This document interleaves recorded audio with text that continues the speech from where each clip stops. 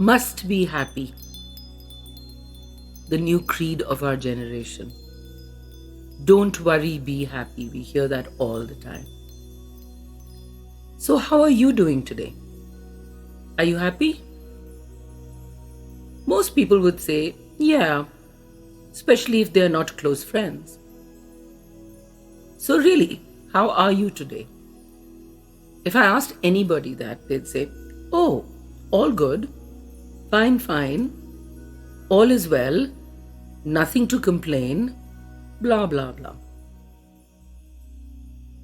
Can we stay like this for long? No ups and downs? Not probable, right? Because if we stop to think about it, happiness is a fleeting emotion. For example, if you're on vacation, you're having a great time, you're relaxed, and life couldn't be better, and you get the news that your house got flooded, your belongings are ruined. There goes your happiness.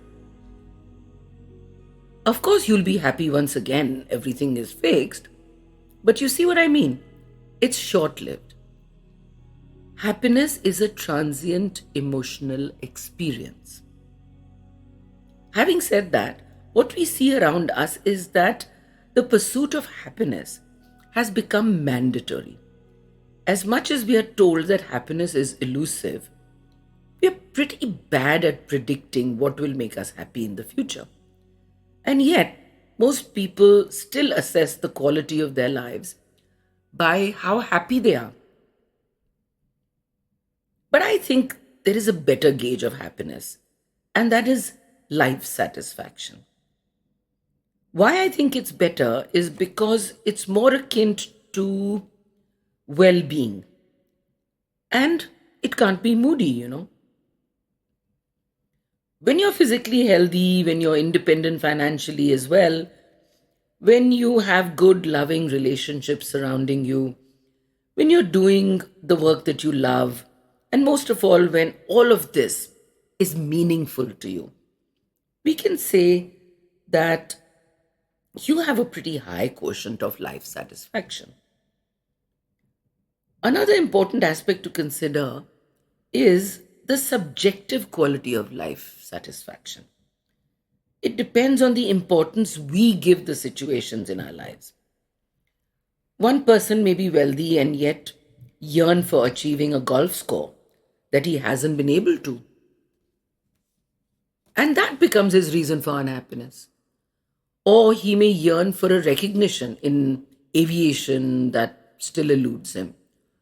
Or the love of his family, which he feels isn't there despite his generosity towards them. On the other hand, a relatively poorer person may be happy with the fact that he has the talent to play a musical instrument that he just loves, or the ability to teach a subject he finds meaningful and loves, to share it with others too. And that makes his world satisfactory and whole. So everyone has their own criteria of judging satisfaction in their lives. You can be happy simply by looking around you at the home you have, the plants you've nurtured, the people you've helped along the way, the social service that gives you pleasure. There's a feeling of contentment that embraces you. And that's enough. Contentment. Now, I know that this is the ideal, and it can be realized with perseverance and much practice, though few know it as a constant state, even then. Most of the time, what we all strive for instead of happiness, I think, is a lack of suffering, a lack of pain. The truth, though, lies in what one of my favorite gurus has to say. Ramdas says, suffering is part of our training program for becoming wise. Suffering is part of our training program for becoming wise. It took me a long time to really get this. I felt if I was happy, then I wouldn't suffer. Then it slowly dawned on me that maybe a part of happiness is not to avoid suffering. And my avoidance of it was actually causing me to suffer. Let's face it, life is tough. But while the pain of life is inevitable, the added layer of suffering is an inside job. We do it to ourselves and we can stop doing that. Or at least do it less often. I say this, but I'm far from being there myself. And my ego intervenes as well. But teaching and counseling for many years has taught me that change is possible.